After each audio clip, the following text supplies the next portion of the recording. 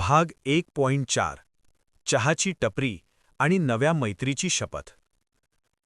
वाड्यात सामान लावून आम्ही बाहेर पडलो तेव्हा संध्याकाळचे 6 वाजले होते. नीलने मला पेठेतल्या एका कोपऱ्यावरच्या चहाच्या टपरीवर नेलं. तिथे पुण्याच्या पेठांतली खरी दुनियादारी भरली होती. टपरीवर 2 मुलं आधीच आमची वाट बघत होती.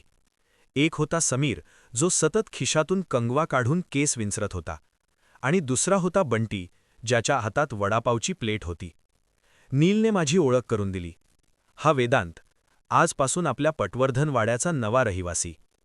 समीरने मला खालून वर पाहिलं आणि म्हणाला, काय वेदांतराव, पुण्यात टिकणार ना? इथं रस्ते आणि मनं दोन्ही चिंचोळी असतात. नीट जपून चालावं लागतं.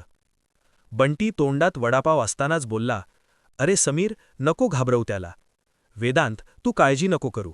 एकदा नीलचा हात खांद्यावर आला की पूर्ण पेठ तुझीच समज. आम्ही चौघही चहाचे ग्लास हातात घेऊन कट्ट्यावर बसलो. नीलने अचानक विषय बदलला आणि विचारलं, काय रे, आज कॉलेजमध्ये अन्वया दिसली का? अन्वयाचं नाव निघताच माझ्या काळजाचा ठोका पुन्हा एकदा चुकला. समीर हसून म्हणाला, अरे ती काय साधी मुलगी आहे का? आज लायब्ररीत बसली होती. समोरून नील गेला तरी तिने मान वर करून पाहिलं नाही.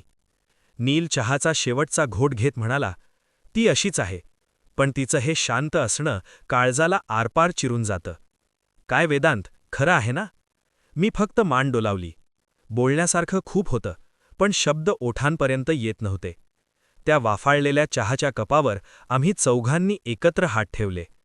नील गंभीर आवाजात म्हणाला, वेदांत, आज या अमृततुल्य चहाची साक्ष काढून सांगतो, ही आपली गँग आहे. संकटात असो वा आनंदात, आपण कधीच एकमेकांची साथ सोडायची नाही. हीच आपली दुनियादारी.